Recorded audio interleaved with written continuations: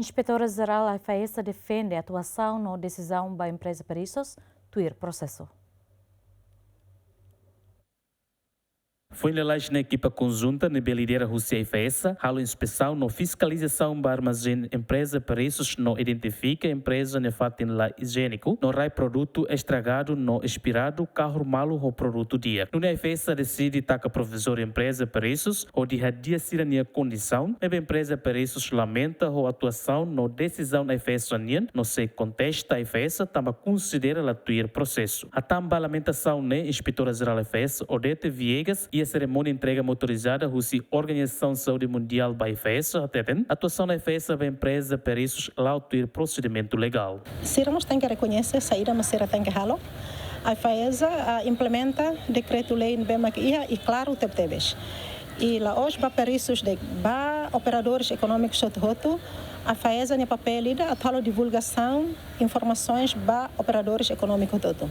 E infelizmente, quando a FAESA halo tem papel de divulgação, husi parte jurídico, husi parte operação nem é uma certa macba lá os manager ou na emba companhia né sempre ba sira ne staff sira então e cos mais sira questiona mas bem lá a FAESA quando tu baseia a lei se são estragados se são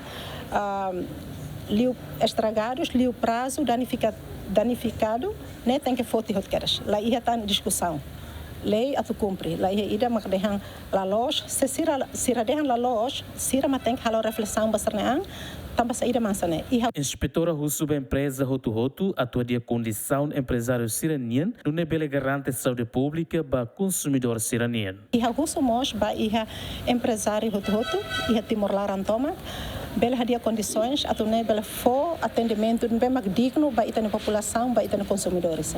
Produto estragado não inspirado no BFS prende e a empresa Perissos hal ona destruição e a lixeiro tiber. No IFS moça continua for sanção administrativa para a empresa Perissos. Do decreto-lei número 4 recentolo para a região rural recentolo com a regime infração administrativa contra a economia no segurança alimentar prevê a empresa bota na comete infração caman se aplica coima $1 região rua Atos Lima to região Sanulo no benhira infração grave se aplica coima $1 região Sanulo to região Hitunulo Região Lima. Romaldo Neves, Dilma Suzeiti, GMN.